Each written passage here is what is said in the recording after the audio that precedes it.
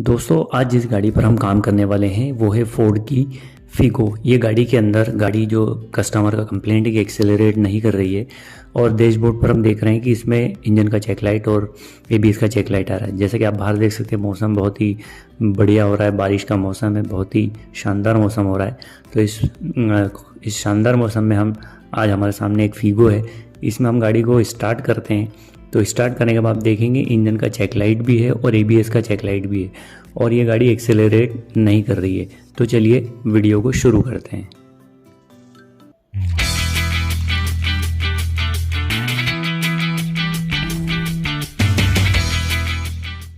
तो दोस्तों इसमें हमने हमारा डायग्नोस्टिक स्कैनर लगा दिया है थिंक कार प्लस, जो कि ओरिजिनल सॉफ्टवेयर होता है। जैसे कि मैंने बताया है कि ये सॉफ्टवेयर 1 साल के अपडेट के साथ आता है और 1 साल के बाद ये काम करना बंद कर देता है। इसे फिर से यूज़ करने के लिए आपको इसे रिन्यू करना होता है। तो यहाँ पर हम फोर्ड सिलेक्ट करेंगे, फोर्ड यूएसए। व्हीकल हमारा फोर्ड का फिगो है, ये हमारा ब्लूटूथ कनेक्ट होगा और साइड बाय साइड आप स्क्रीन पर देख भी रहे होंगे, आपको क्लियरली दिखेगा। तो ये हमारा सिस्टम कनेक्ट हो गया। हम ऑटोमेटिकली सर्च करेंगे, ऑटोमेटिकली सर्च ऑप्शन है, इग्निशन हमारा ऑन है तो हम इसको ओके प्रेस कर देंगे। ओके प्रेस करने के बाद ये हमारा व्हीकल, इसने विन नंबर सब फिगो 1.4 ड्यूराटेक हमारा सब कुछ डिटेल इसमें दे दी है। हम ओके प्रेस कर देंगे, व्हीकल हमारा डिटेक्ट इसने कर लिया है। यहाँ पर हम अब ऊपर जो हेल्थ रिपोर्ट है वो ऑप्शन को सिलेक्ट करेंगे ताकि हमारे सारे मॉड्यूल सर्च हो जाएं कि किस मॉड्यूल में क्या फॉल्ट है और कितने मॉड्यूल इसमें डिटेक्ट हो रहे हैं वो हमें दिख जाएं। तो अभी आप देखेंगे यहाँ पर जो इंस्ट्रूमेंट क्लस्टर है और पावर ट्रेन कंट्रोल मॉड्यूल है यही डिटेक्ट हुए हैं। एबीएस हमारा डिटेक्ट नहीं हुआ है और दोनों जो सिस्टम एबनॉर्मल बता रहा है, इसके अंदर कुछ फॉल्ट कोड्स हैं। तो हम 1 बाय 1 देखेंगे। क्लस्टर में आप देखेंगे कुछ कोड्स हैं, इनवैलिड है, व्हीकल स्पीड सेंसर का है, मिसिंग कम्युनिकेशन विद एबीएस, जो कि कस्टमर का कंप्लेंट है कि एबीएस का लाइट आ रहा है और एक्सेलरेट नहीं कर रही है।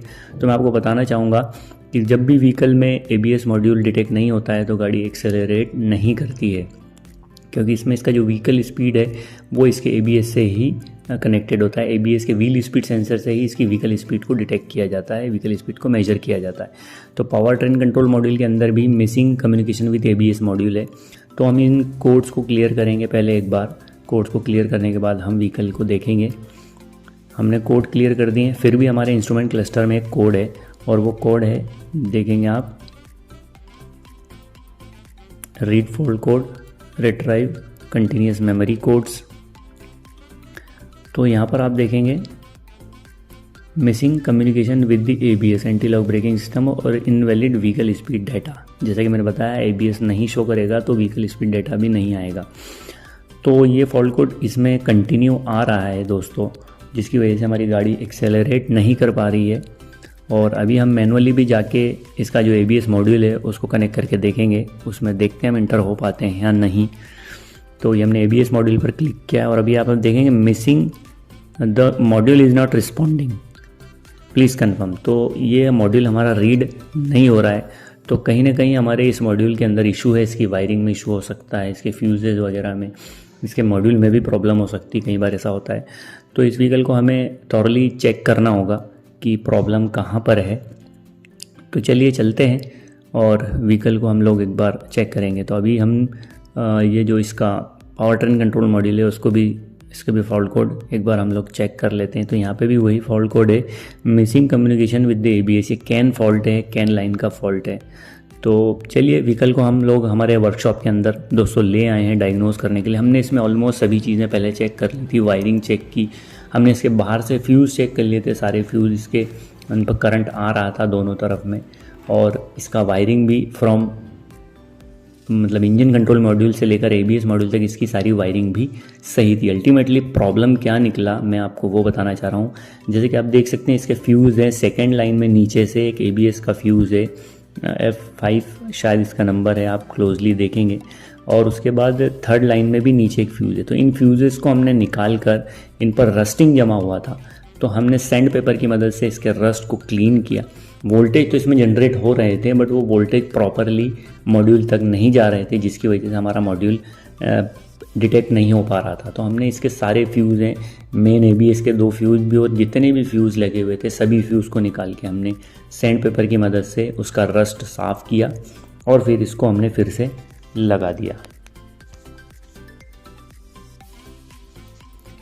तो सारे फ्यूज़ को लगाने के बाद देखेंगे आप, पहला हमने ये फर्स्ट लाइन में जो सेकंड लाइन में फर्स्ट फ्यूज़ और फोर्थ लाइन में हमने नीचे से सेकंड फ्यूज़, उसके अलावा ये सभी फ्यूज़ को हमने सैंड पेपर की मदद से सैंडिंग करने के बाद इसको वापस लगा दिया है। अब हम लोग वापस लगाने के बाद हम लोग व्हीकल में चलते हैं एक बार, क्योंकि वायरिंग तो सभी इशू सही था, हमारा मॉड्यूल अभी हम लोग ऐसे डिटेक्ट नहीं कर पाएंगे, मॉड्यूल हमें बदल के ही देखना पड़ेगा।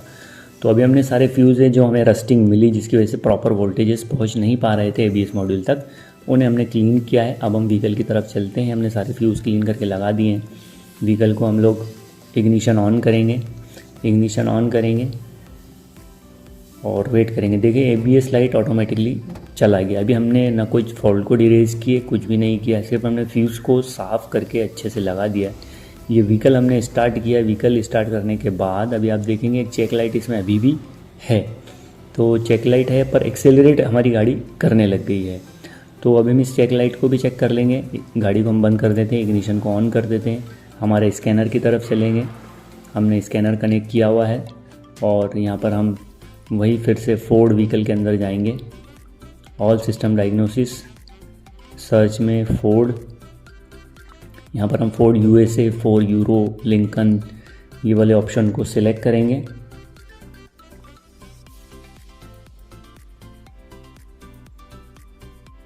हमारा सिस्टम लोड होगा।